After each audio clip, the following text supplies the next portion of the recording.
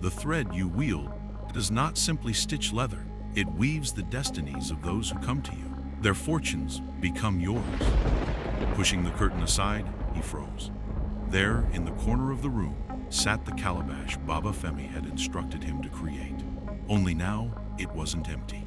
It was brimming with coins, their golden surfaces catching the morning light. Jide fell to his knees, overwhelmed. His lips quivered as he whispered, "It worked. It actually worked."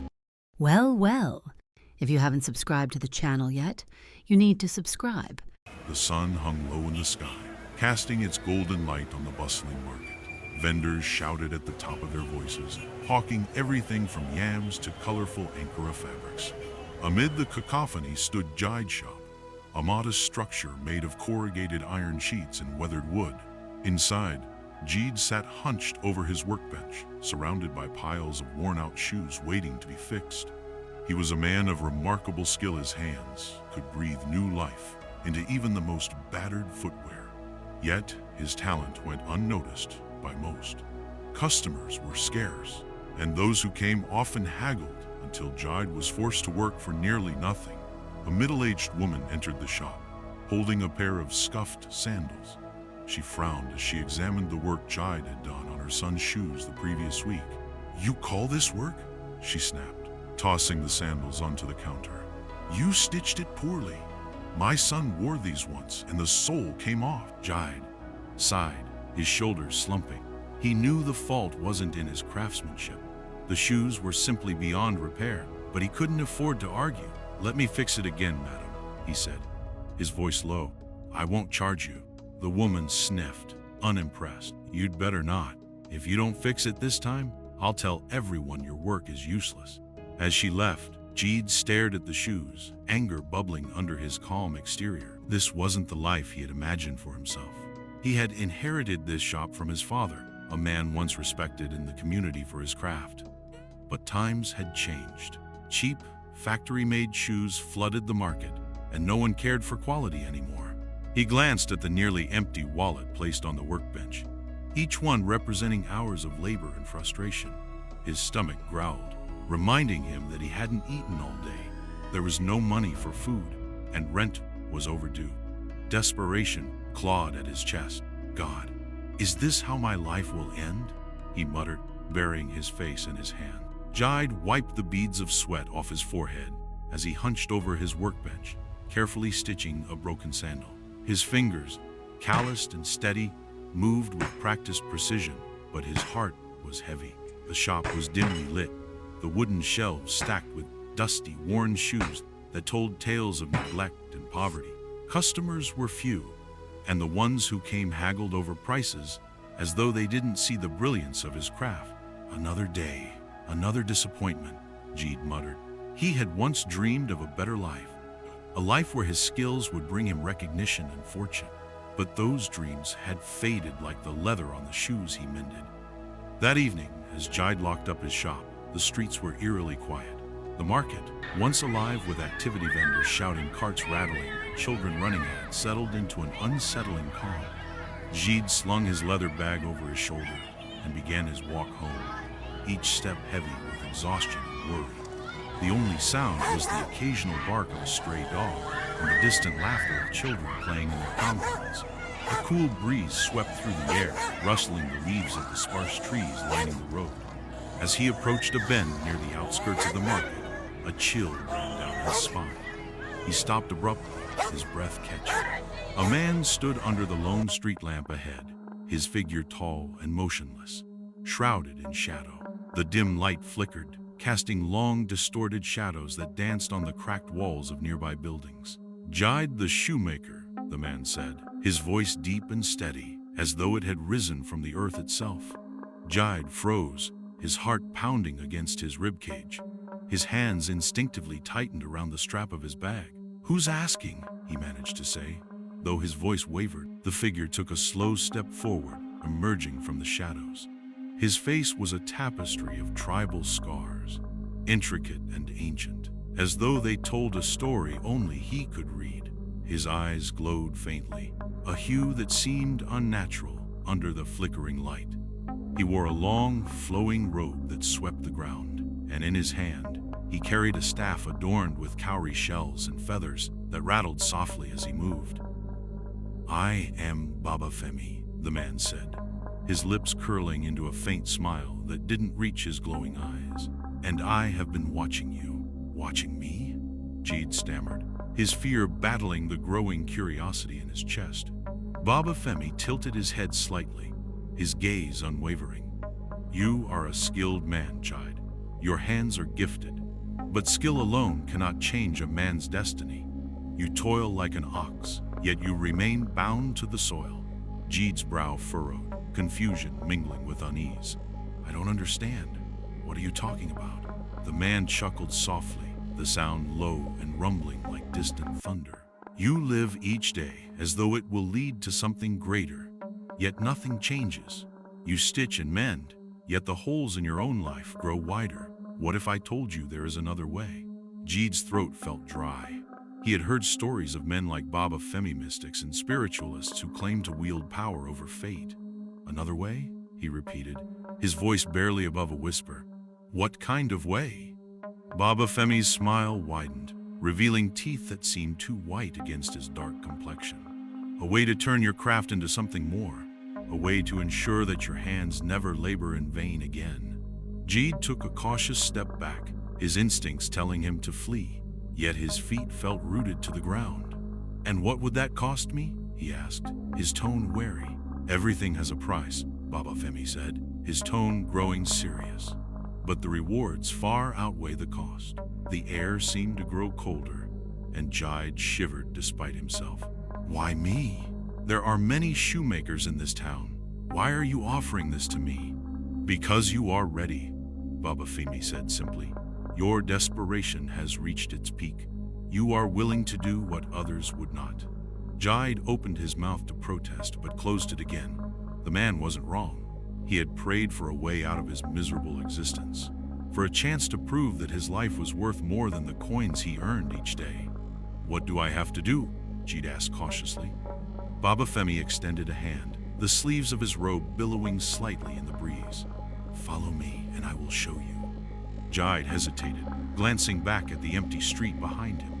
Every instinct screamed at him to turn and run, but something in Baba Femi's gaze pulled him forward. It wasn't just curiosity, it was hope, a glimmer of something he hadn't felt in a long time. "Lead the way," Jide said finally, his voice trembling.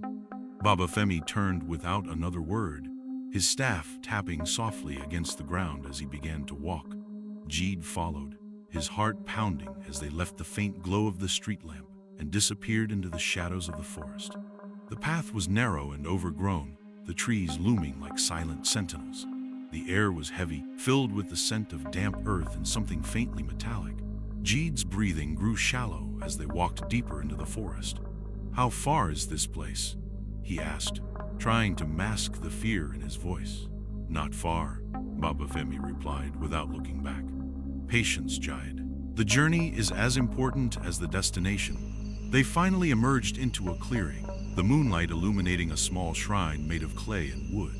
Symbols Jide didn't recognize were etched into its walls, and candles burned in a perfect circle around it. A strange melody hung in the air, as though the forest itself was humming.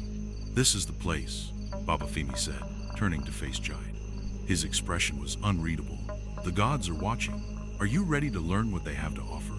Jide's throat tightened as he stared at the shrine. He had no idea what awaited him inside, but one thing was clear: his life would never be the same. "This is where the gods reveal their secrets," Baba Femi said, gesturing for Jide to step closer. His voice was solemn, the flickering candles casting long shadows across his face. "Sit," Jide obeyed, lowering himself onto a woven mat spread before the shrine. The air inside was thick, with the scent of burning herbs and something metallic, like iron. In the dim light, Jide noticed objects arranged meticulously on the shrine: cowrie shells, feathers, bones, and a small calabash filled with what appeared to be blood. Baba Femi knelt before the shrine and began to chant, his deep voice resonating through the room. He picked up a bundle of dried leaves and waved them over the candles, causing the flames to dance wildly. The room seemed to vibrate with an unseen energy, and Jide felt a chill run down his spine. The chanting grew louder, more intense, as Baba Femi sprinkled a powdery substance over the calabash. Smoke rose, swirling in patterns that seemed almost alive. Jide watched, transfixed, as the herbalist's eyes rolled back into his head. Suddenly, Baba Femi slammed his staff on the ground, and the vibrations ceased. The room fell silent, save for the crackling of the candles. "The gods have spoken," Baba Femi said, his voice calm once more. He reached into a wooden box on the shrine and retrieved a spool of shimmering thread. It glowed faintly in the dim light, its golden hue almost hypnotic. Jide's breath caught as he stared at the spool, his curiosity now mingled with awe. "This," Baba Femi said, holding the thread between his fingers, "is the thread of fate.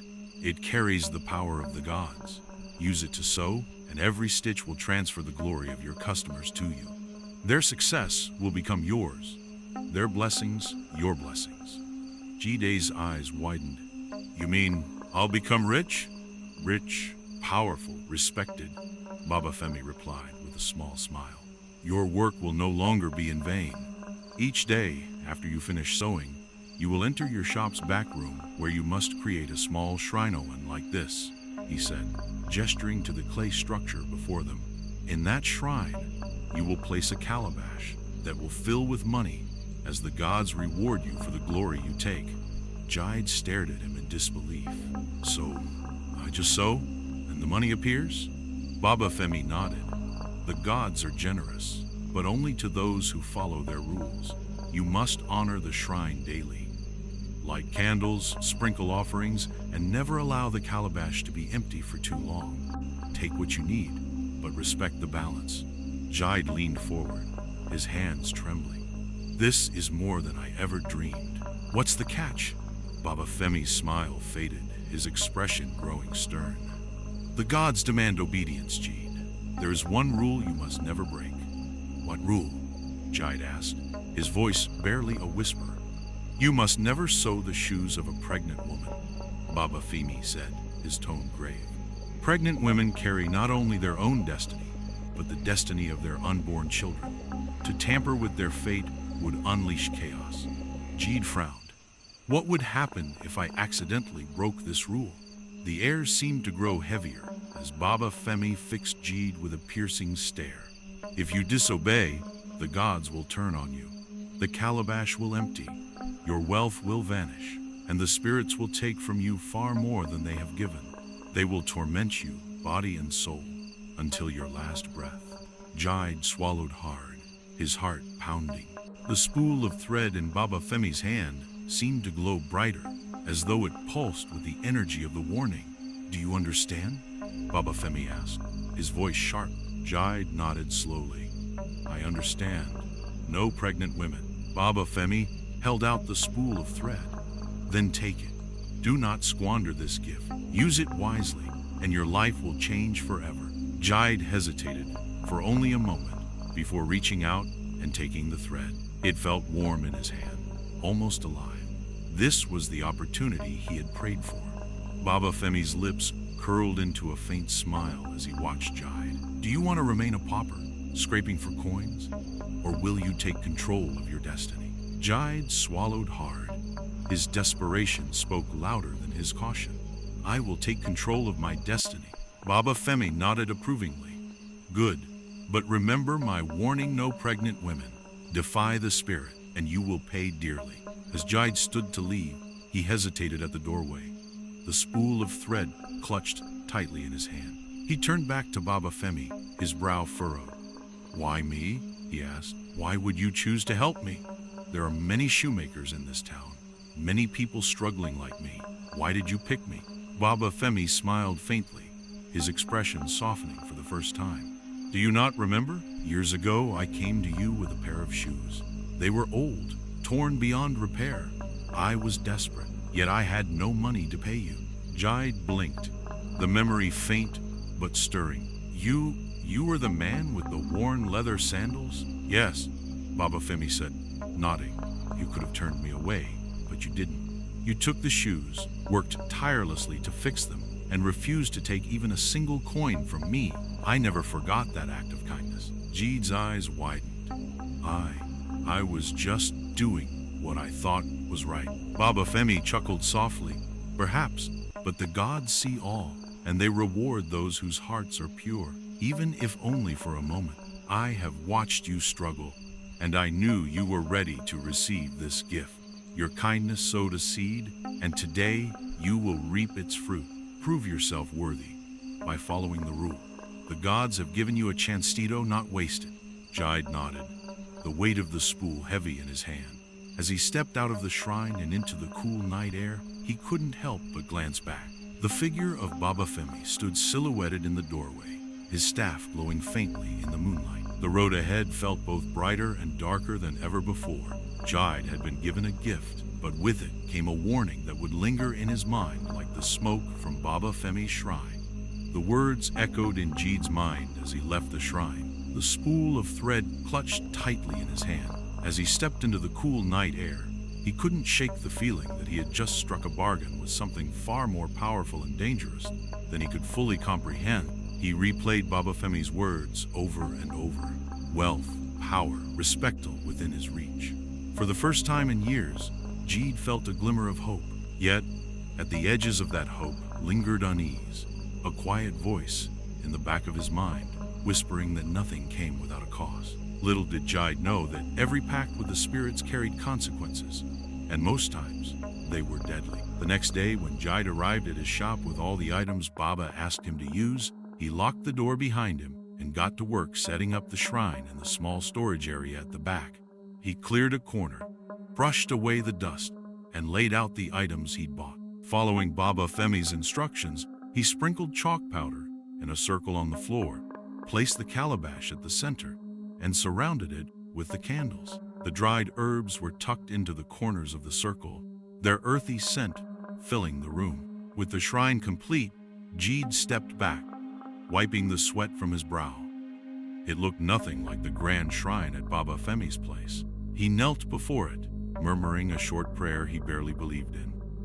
As he stood, he glanced at the calabash, still empty, and let out a small sigh. The first rays of sunlight filtered through the cracks in Jide's shop. He sat at his workbench, the spool of golden thread before him, glinting in the morning light. His tools were laid out neatly, and a pair of old, worn-out shoes sat waiting for repair. His hands trembled as he reached for the thread. It felt warm to the touch, almost pulsing, as if it carried its own heartbeat. He threaded his needle carefully, his movements deliberate and precise. "This is it," he whispered. "This is where everything changes." The first stitch was uneventful. The second, the third, each stitch seemed ordinary, yet there was something unexplainable in the air, a quiet hum that made the hairs on the back of his neck stand on end. When he finished, he set the shoes aside and leaned back, his chest rising and falling with shallow breaths. Nothing seemed different. The shop was as quiet as ever, the streets outside as noisy as always. Doubt began to creep in. "Maybe I imagined all of it," he muttered. A sound interrupted his thoughts, a faint rustling from the back room. Jide's heart leapt into his throat. He stood slowly, his eyes fixed on the curtain that separated his shop from the small storage area at the back. Pushing the curtain aside, he froze. There, in the corner of the room, sat the calabash Baba Femi had instructed him to create. Only now, it wasn't empty. It was brimming with coins, their golden surfaces catching the morning light. Jide fell to his knees, overwhelmed. His lips quivered as he whispered, "It worked. It actually worked." Jide barely had time to process his shock when the sound of a car pulling up outside snapped him back to reality. He wiped his face quickly, straightened his tools, and composed himself. Through the window, he saw a sleek car parked in front of his shop. A well-dressed woman stepped out, carrying a bag filled with shoes. The woman walked in, her heels clicking against the tiled floor. "Good morning," she greeted warmly, placing her bag on the counter. "Are you Jide, the shoemaker everyone's talking about?" Jide smiled nervously, nodding. "Yes, Ma. Welcome. Please, have a seat." He gestured to a stool near the workbench.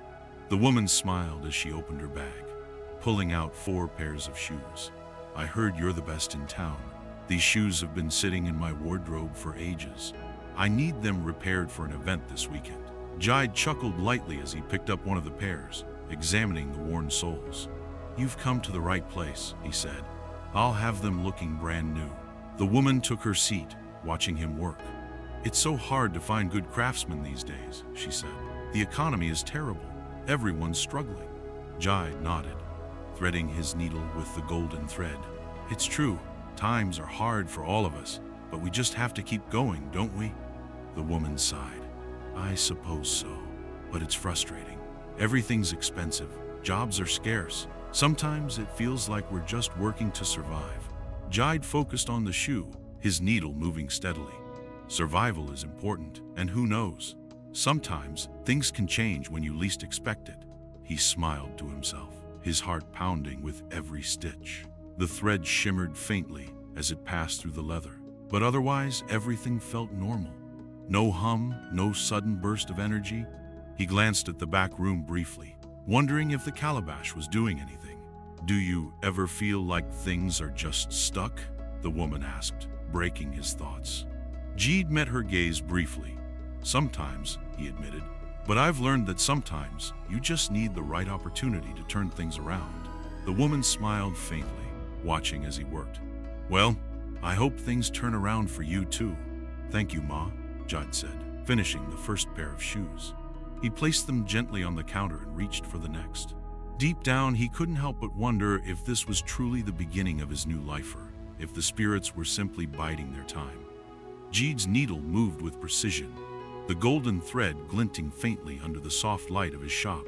The woman watched him closely, occasionally nodding approvingly as he worked.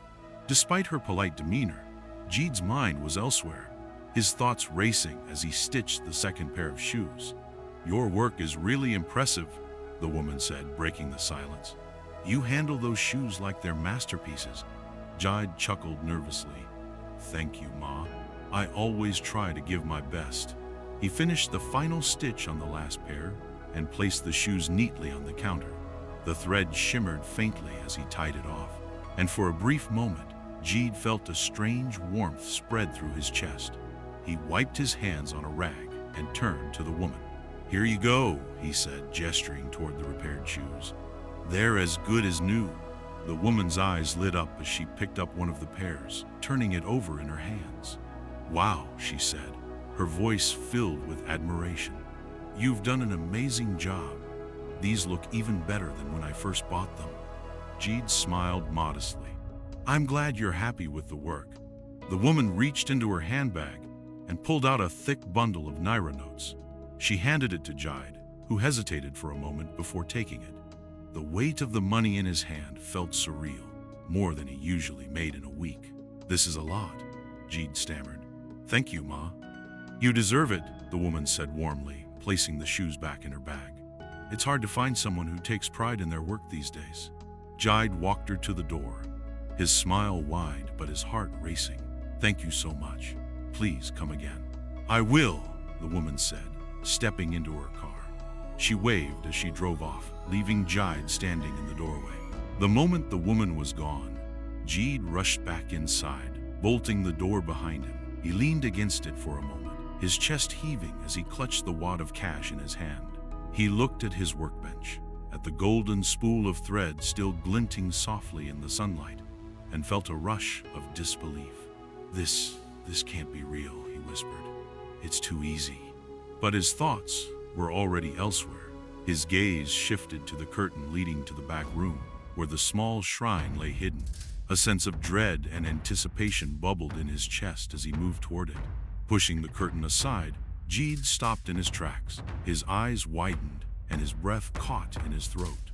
The calabash right there, brimming with cash-crisp Naira notes, neatly stacked. Jide stumbled forward, falling to his knees before the shrine. He reached out tentatively, his fingers brushing against the edges of the calabash. The money was real, the texture of the notes unmistakable. He picked up a bundle and held it close, the smell of fresh cash filling his nostrils. It's real, he muttered, his voice shaking. This is real. He sat there for what felt like hours, staring at the calabash in awe. The weight of what had just happened began to settle on him. He had sewn a few pairs of shoes, and now here he was, surrounded by wealth he had only dreamed of. Is this how easy it is to make money? Jide whispered to himself. Just like that, his mind raced, trying to comprehend the enormity of it all. The warnings, the rituals, the golden thread, it had all sounded like something out of a story. But this was real. He couldn't deny it. As the sun began to set, casting an orange glow over the market, Jide's mind was made up. He couldn't wait until the next morning to confirm what he had experienced. He needed answers, and there was only one person who could give them to him, Baba Femi. Locking up the shop tightly, Jide set off toward the forest path that led to the shrine. The golden spool of thread was tucked safely in his pocket, its warmth a constant reminder of the pact he had made. The walk felt longer than usual, the weight of his thoughts slowing his steps. Questions swirled in his mind. How far could this magic go? Were there more rules he didn't know about? And most importantly, what would the gods demand from him in the long run? By the time he reached Baba Femi's shrine, the moon was high in the sky, its silver light bathing the clearing. Jide paused at the entrance, his heart pounding as he prepared to share the incredible magic he had just witnessed. Baba Femi was already there, seated cross-legged before the shrine. His staff rested across his knees, the cowrie shells adorning it glinting faintly in the light. He didn't look up as Jide approached, but his voice rang out, deep and steady. You have returned, Baba Femi said. That did not take long. Jide hesitated, standing at the edge of the clearing. It worked, he said, his voice trembling. The calabash. Baba Femi nodded slowly, his gaze still fixed on the shrine. The gods are generous to those who obey. Jide took a step closer, his hands trembling. I barely stitched a few shoes, and yet so much money appeared. It feels too easy. Baba Femi finally looked up, his glowing eyes meeting Jide. The gods are not bound by your understanding of effort and reward. The thread you wield does not simply stitch leather. It weaves the destinies of those who come to you. Their fortunes become yours. Jide swallowed hard, his mouth dry. But does that mean they lose their fortunes? Baba Femi's lips curved into a faint smile. Do not concern yourself with their fate. Each person who brings their shoes to you has already chosen their path. The gods only take what is no longer meant to be theirs. I have more questions, Jide said hesitantly. The calabash, it filled so quickly. Does that mean this will happen every time I sew? The gods will decide that. But each stitch transfers a piece of your customer's fortune to you. The more shoes you sew, the more you gain. Jide frowned, his unease growing. But isn't it wrong to take from others like this? Baba Femi's voice was sharp. Did the gods not reward your kindness once before? They see the balance in all things. Those who lost their fortunes had already sealed their fates through their actions. You are merely the vessel. Jide nodded reluctantly, though the knot in his stomach remained. He reached into his pocket and pulled out the golden spool of thread, holding it up to the moonlight. Will this ever run out? Baba Femi's expression softened slightly. The thread is eternal, as long as you honor the gods and obey their rules. Are there other rules most obey? Baba Femi then replied, Now that you have asked, there is only one more rule you must never break. Baba Femi leaned back slightly, his expression hardening. You must never allow your money to change hands with those whose destinies you have altered. Jide's confusion was immediate. What do you mean, Baba Femi? The oracle's gaze was piercing, his voice sharp. The wealth you gain through the thread of fate is not ordinary money. It is bound by the oracle's power, taken from the destinies of those who come to you. To give it back to them is to break the balance. Jide's stomach twisted uneasily. But what if they come back? What if they ask for change? Do not allow it, Baba Femi interrupted, his tone final. If your money touches their hands again, it will disrupt the transfer of their fortune to yours. The gods will see this as a rejection of their gift. They will punish you severely. Jide's hands trembled as he clutched his knees. But how will I know who they are? You will know, Baba Femi said cryptically. The gods will make it clear. Whether it is through instinct or circumstance, you must ensure that your money never returns. Jide nodded slowly, the weight of the warnings pressing down on him. I understand. I'll be careful. Baba Femi watched Jide closely, his expression unreadable. You have been given a gift, Jide, but it is a gift that comes with a price. Obey the gods, and you will prosper. Defy them, and you will lose far more than you could ever gain. Jide nodded solemnly. I'll follow the rules. Baba Femi rose to his feet, his staff tapping lightly against the ground. Jide stood as well, the golden spool of thread warm in his pocket. Thank you. The oracle watched as Jide disappeared into the forest, his silhouette fading into the darkness. Once he was gone, Baba Femi turned back to the shrine, his gaze distant. Promises are easy to make, he murmured. Let us see how long you can dine with the devil.